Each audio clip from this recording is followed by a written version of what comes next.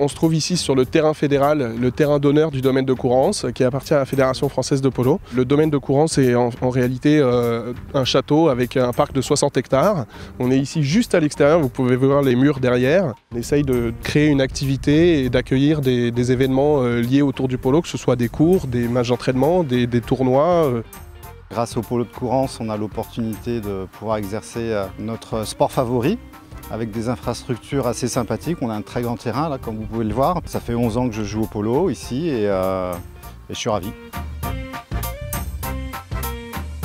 Le polo est un sport qui existe depuis très longtemps, c'est un des plus vieux sports d'équipe qui a été créé dans les régions de la Mongolie, de l'Inde, etc. et qui a été ramené en Europe par les Anglais. C'est un sport équestre qui est un sport de contact, qui est également un sport de balle et de vitesse. Donc c'est un des rares sports où on retrouve ces trois différentes composantes. On va avoir différents gestes avec le maillet. On va taper dans une balle avec un maillet pour pouvoir l'envoyer dans des buts qui sont en fait deux poteaux qui n'ont pas de limite de hauteur. Le terrain fait 280 mètres de large sur 150 de long. On a des équipes de 4 contre 4 sur l'herbe qui vont s'affronter en 4 périodes de 7 minutes et demie. On va avoir des attaquants, des défenseurs, des joueurs qui vont se positionner différemment sur le terrain, un peu à l'image du foot ou du rugby. On va se faire des passes de manière à pouvoir emmener la balle jusqu'au but.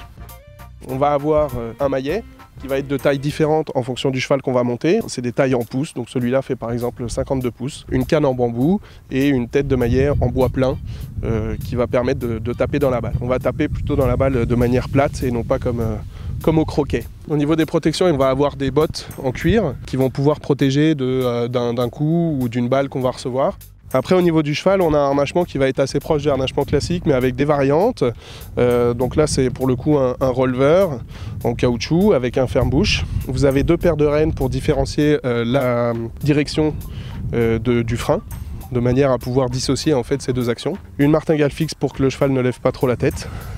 Une bricole pour que la selle ne recule pas, une selle relativement traditionnelle par rapport au milieu classique, excepté qu'il n'y a pas de taquet, pour garder plus de mobilité au niveau de la selle, parce qu'on va être amené à sortir un petit peu de la selle pour aller taper une balle.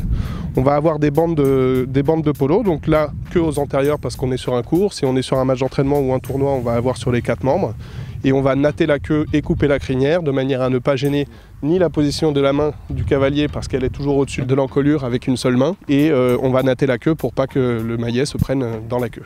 On peut apprendre l'équitation et le polo en même temps, les deux sont compatibles. Après, l'idée, si vous voulez, c'est qu'à partir du moment où on est cavalier, on part quand même avec une longueur d'avance, parce qu'il y a bien évidemment l'équilibre sur le cheval, mais également l'adresse avec le maillet. Donc une fois qu'on a l'équilibre sur le cheval parce qu'on est déjà cavalier, c'est sûr que l'adresse avec le maillet peut s'apprendre beaucoup plus vite. Après, au niveau des chevaux, on va avoir des chevaux à qui on va demander de la maniabilité, beaucoup de souplesse, parce qu'on va faire des arrêts, des demi-tours.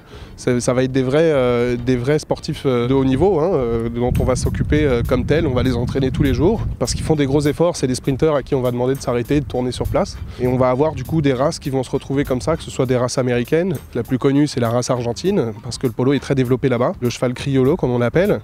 Et après, aujourd'hui, dans le polo français et dans le polo européen en général et dans le polo mondial, on va retrouver beaucoup de pur sang sortis des courses parce qu'on va avoir une composante de vitesse qui va être très importante dans notre sport.